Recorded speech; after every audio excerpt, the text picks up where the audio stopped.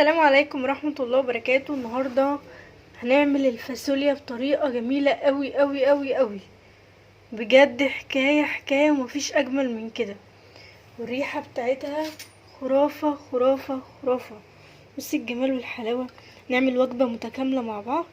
بصي الجمال، جميلة جميلة جميلة. اتحداكي بعد الفيديو ده لو مش بتحبيها هتموتي فيها، يعني هتحبيها قوي بجد. لو اول مره تشوفونا اشتركوا في القناه وفعلوا زر الجرس، وعرفونا بنفسكم تحت في الكومنتات. لو محتاجين اي حاجه قولولي عليها وان شاء الله نعملها مع بعض سوا. يلا بينا نبتدي الفيديو. لو مش عاملين اشتراك اشتركوا بسرعه. نعمل الفاصوليا بتاعتنا اللي زي القمر. معانا ايه؟ معايا الفاصوليا بتاعتي مقطعاها بالشكل ده، مقطعاها على شكل سمبوسك. انت ممكن تقطعيها كبيره، في ناس بتحب تعملها بحالها، في ناس بتحب تقطعها صغير قوي، في ناس بتحب تقطعها نصين، زي ما تحبي قطعيها. وقرن الفلفل ده برضو مش هنستغنى عنه، ما تخافيش مش هيخلي الاكل حراق ولا حاجه. هقولك هتحطيه امتى وفين. ومعانا معلقتين سمنه كبار، ومعانا البصل بتاعنا مقطعاه مكعبات صغيره اهو بالشكل ده كده. هما بصلايه كبيره، يعني بصلايه كده كبيره او بصلايه وسط.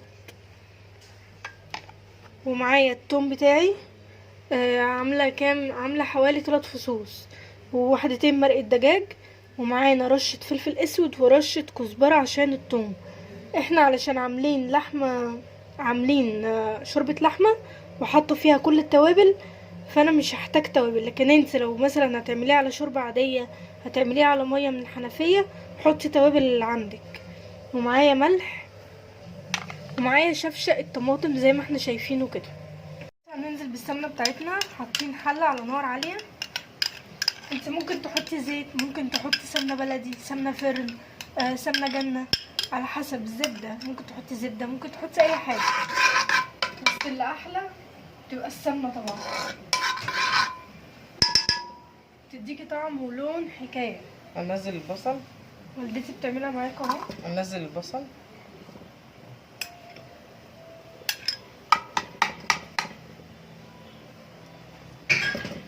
نقلب فيها بقى لحد ما تدبل كده، يعني تدبل متاخدش لون، تدبل. بجد بيبقى طعمها حكايه، جربيها وان شاء الله هتعجبك جدا جدا جدا. ولو عندك اطفال صغيرين ما بيحبوهاش، جربي الوصفه دي بالظبط وهيحبوها من النهارده ومش هيبطلوا ان هم ياكلوها ابدا. نستناها بقى لحد لما تدبل شويه. بعد ما خدت يعني دبلت كده شويه وخدت لون بسيط قوي، هننزل بالثوم بتاعنا والكزبره وكل التوابل بقى، الفلفل الاسود.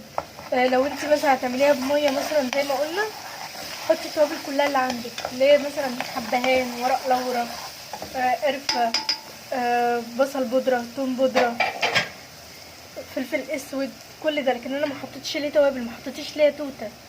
هننزل بقى دلوقتي بالفاصوليا. انا ما حطيتش توابل علشان عندي شوربه زي ما قلت لكم.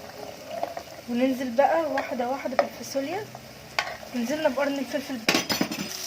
بعد ما نزلنا بالفاصوليا هنقعد نقلب كويس قوي، وننزل بقى بشفشق الصلصه بتاعتنا. ننزل بقى واحده واحده.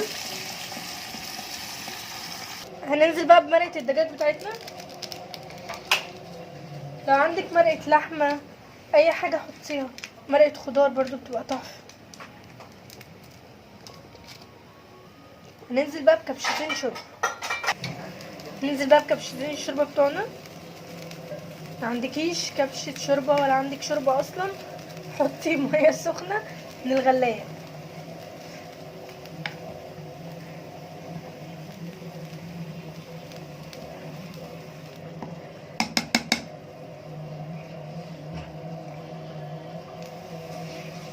هنسيبها بقى لحد ما تتسبك ونطفي عليها. اول ما يطلع طبقه السمنه كده على الوش اعرفي ان هي اتسبكت. ودلوقتي هنطفي عليها.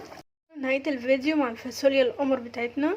انا عملت جنبها رز بشعريه، هسيبلك تحت اللينك في صندوق الوصف لو انت مش بتعرفي تعمليه. بجد الطعم والريحه حكايه حكايه حكايه. بس الجمال والحلاوه طعامه بجد. يا رب يكون الفيديو عجبكم يا ست بنات. السلام عليكم ورحمة الله وبركاته.